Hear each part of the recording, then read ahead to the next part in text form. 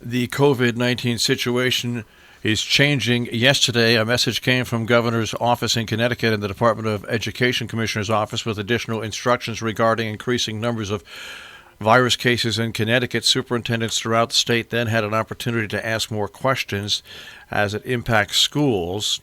Region 1 has not yet had a confirmed case. However, some of the schools that neighbor Region 1 have had confirmed cases in schools that are adjacent. In Region 1, because they've not yet had confirmed cases, school will be held today. For students and staff, it'll allow time for teachers and support staff to prepare materials and send home for weeks to come. It'll also provide more time with families after consulting with local health officials. All schools in the area have agreed that in the best interests of student and staff, districts will be closed for at least 2 weeks beginning on Monday. They'll use today as a time to work with the students. If any parent would prefer not to send their child to school today, notify your child's teacher and they'll arrange a time to provide materials that your student will need for the time ahead.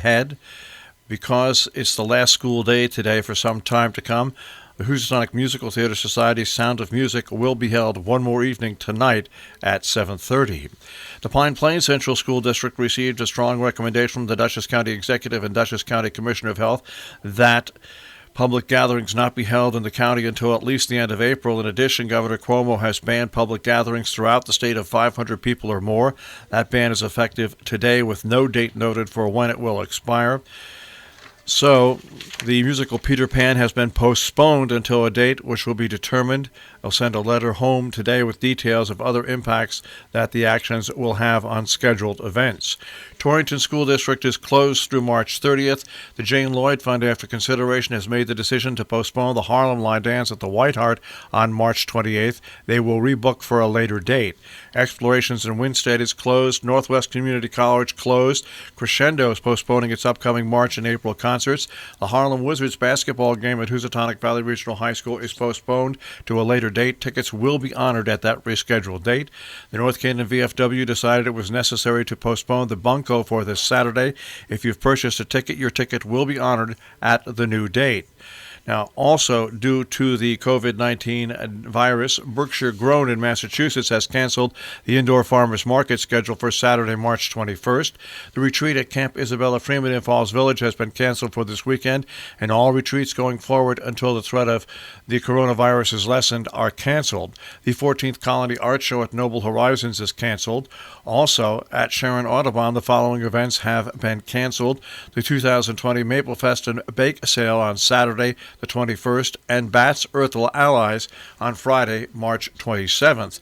Lee H. Kellogg Lasagna Dinner has been canceled. You can contact the school for a refund. They thank everybody who helped support the school and apologizes for the inconvenience. Now, the CBD event scheduled for Saturday, March 21st at 1:30 at the Logic Gear Village has been canceled due to precautions related to the COVID-19 virus. Also, Music in the Nave St. Andrew's Church in Kent postponing their Saturday, March 14th concert of the Manhattan String Quartet. They will set a new date for that concert. Kent Memorial Library has canceled its programs through Tuesday. Further, in Massachusetts, in response to the state of emergency announced this week, Great Barrington is stepping up preventive actions. The town has taken the following steps: suspending non-essential meetings of town board and committees until further notice, suspending select classes and fitness activities at the Claire Teague Senior Center. The center will remain open for community meals and routine appointments with center staff. They have lifted the town's ban on the sale of single-use plastic water bottles until April 30th, at which time the measure will be reviewed. They're discouraging residents from hosting or attending larger public or private gatherings. The town will make efforts to ensure the essential town meetings will be televised by CTSB TV so residents can remain informed without attending in person. Great Barrington Town Hall will remain open to provide essential services to residents. However, the town encourages residents to make payments for taxes or other town bills at the town website. The town will continue to update residents on the town website. Sugar Hill Assisted Living in Dalton canceling programs open to the public, including support groups. The Thursday night Breaking Bread in Sheffield suspended until further notice. Boston Congregational Church's corned beef and cabbage dinner at Fire Station Number 2 in Sandusfield, scheduled for Saturday, has been canceled. The organizers of the Dewey Sessions Swing Dance March 14th and the Lenox March 21st and Sheffield March 28th contra dances have been canceled. Berkshire Housing has canceled the March 1st Time Home Buyers Course. It will be rescheduled for sometime in May. The other Lifelong Learning Institute at Berkshire Community College is canceling or postponing events through March 22nd. Clark Art Institute events are canceled from March 14th through April 30th. The museum will remain open. The Norman Rockwell Museum suspending public programs for the present time through March 31st. Havereth of Southern Berkshire is suspending all gatherings, worship classes, outside groups, and committee meetings. In New York, Taconic Hill School District announcement to reduce the instances of the contact at schools from COVID-19 and to protect students and staff in the community. The organizing committee has decided to postpone Success Fest and Dodgeball this weekend and reschedule the events to September of 2020. The Amenia Fire Company Pancake Breakfast scheduled for this weekend has been postponed. The Stissing Center in Pine Plains has announced it would postpone its spring series of events, which were scheduled to be announced this week. Performances will set to start now in late April. The Bardavon 1869 Opera House in Poughkeepsie and UPAC in Kingston are set to close for at least 30 days. Anderson Center for Autism in Staatsburg has canceled its Autism Community Field Day, which was scheduled for April 18th at the Dutchess County Fairgrounds in Rhinebeck. A full list of these cancellations is available at robinhoodradio.com on our homepage and also at the top of our social page on Facebook. In a story yesterday by Bridget Ruthman in the Republican American, state police in Connecticut has suspended a trooper at Troop B Barracks without pay for 5 days, stripping him of his tactical team membership for part in releasing a video that casts the agency in a negative light. The video, which was not released publicly, features images of several troopers who were arrested in separate investigations, including Sergeant John McDonald, who was charged with drunken driving and assault with a motor vehicle following a crash in Southbury that injured 2 women in September of 2019. The video is being probed as a possible violation of the agency's social media policy. In Sharon, First Selectman Brent Colley noted there'll be money left in the current budget to do some road work rather than wait till next fiscal year. Suggested town employees receive a higher wage increase percentage than usual. While Selectman Casey Flanagan asked him why he was making such a proposal at the Board of Selectmen on Tuesday, Colley replied, "We're trying to play catch-up for years. We couldn't reward our employees. 4% sounds like a lot, but if you think about it, it's not crazy. Every town is looking at talent we have."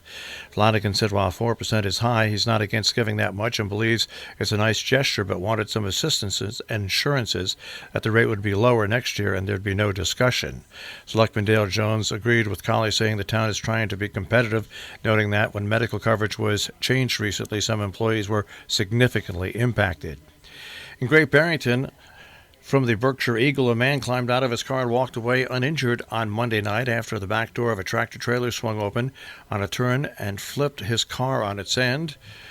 Town Police Sergeant Adam Carlotto said, "It's unusual. The door kind of knocked the car, turned it about 180 degrees, and put it up on end. The man extricated himself and then declined medical treatment." With the number of cases of coronavirus more than doubling from the day before, Massachusetts Governor Charlie Baker declared a state of emergency this week, imposing broad restrictions on travel for many state employees as Massachusetts moved into a new phase of response to the global virus outbreak. They join, of course, Connecticut and Rhode Island in those emergencies.